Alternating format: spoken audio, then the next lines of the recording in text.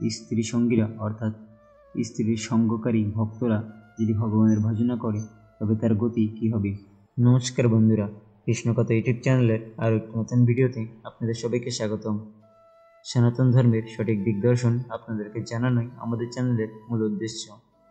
ঠিক তেমনি আজকের ভিডিওটিতে আপনারা জানতে পারবেন নারী বা স্ত্রী সঙ্গীরা যদি ভগবানের ভজনা করে তবে তাদের গতি বা শেষকৃত্য কী হতে পারে।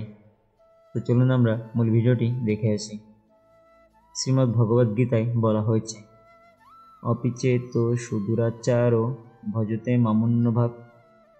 অতি দুরাচারী ব্যক্তিও যদি অনন্য ভক্তি সহকারে শ্রীকৃষ্ণের ভজনা করেন তাহলে সাধুরে বসা মন্তব্য, তাকেও সাধু বলে মনে করা উচিত, যেহেতু সম্যগ ব্যবস্থিত হি স, পূর্ণরূপে তিনি যথার্থ মার্গে অবস্থিত হয়েছেন।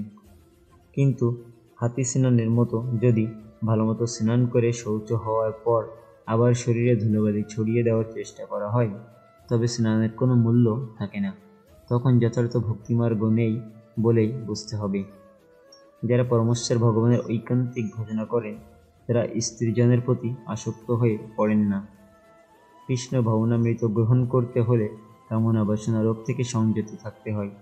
শ্রীমদ্ ভগবদ্ গীতাতে বলা হয়েছে, কিম বিদ্যয়া কিম তপসা কিম ত্যাগেন শ্রুতেন বা কিম বিবিত্তেন মৌনে স্ত্রীভীর্যস্য মনোহরিত।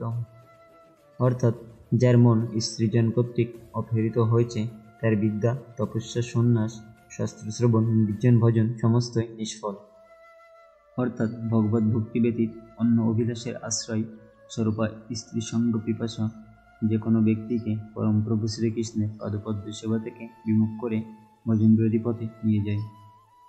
তাই আমাদের অসৎ স্ত্রী সঙ্গ ত্যাগ করতে হবে এবং ভগবান ভক্তের পথে সংসার জীবনকে এবং ভক্তি জীবনকে আলাদা মার্গে নিয়ে যেতে হবে, তবেই শ্রীকৃষ্ণের কৃপা সম্ভব।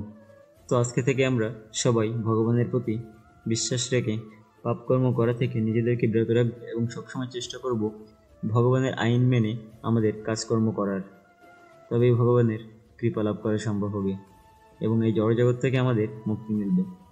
আজকের ভিডিওটি এই পর্যন্তই।